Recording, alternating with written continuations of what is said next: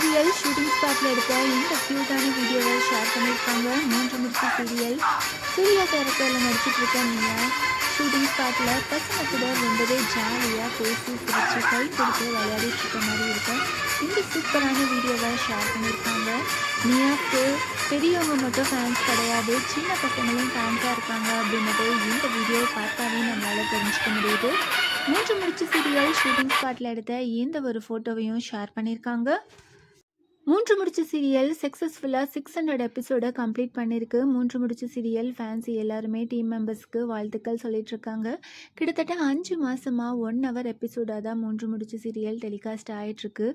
1 hour எபிசோடாக telecast ஆனாலும் தொடர்ந்து TRP ரேட்டிங்கில் number 1 பிளேஸில் வந்துட்டுருக்கு. அந்த அளவுக்கு சீரியலுக்கு ஃபேன்ஸ் இருக்காங்க.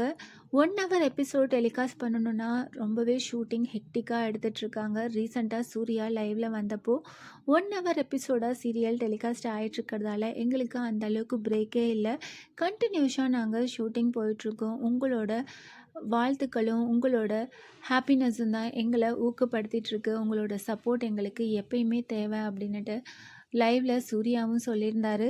சீரியலும் ரொம்பவே சூப்பராக போயிட்டுருக்கு. இப்போ நந்தினியோட வீட்டில் சூர்யா, நந்தினி இப்படி எல்லாருமே இருக்காங்க. கிராமத்தில் ஷூட்டிங் போயிட்டுருக்கு.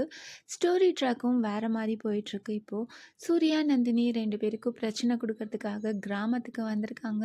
ஸோ வரப்போகிற அப்கமிங் எபிசோடு எப்படி இருக்க போகுது அப்படின்றத நம்ம வெயிட் பண்ணி பார்க்கலாம். 3 முடிச்சு சீரியல் ஷூட்டிங் ஸ்பாட்டில் எடுத்த இந்த ஃபோட்டோஸ் அண்ட் வீடியோஸ் எல்லாம் பார்த்து நீங்கள் என்ன நினைக்கிறீங்க? சக்ஸஸ்ஃபுல்லாக 600 எபிசோடை கம்ப்ளீட் பண்ணியிருக்கா, அதை பற்றி நீங்கள் என்ன நினைக்கிறீங்க? அதை கமெண்ட் பண்ணுங்கள். இந்த மாதிரி அப்டேட்ஸ் தெரிஞ்சுக்க மறக்காமல் சேனலை சப்ஸ்கிரைப் பண்ணுங்கள்.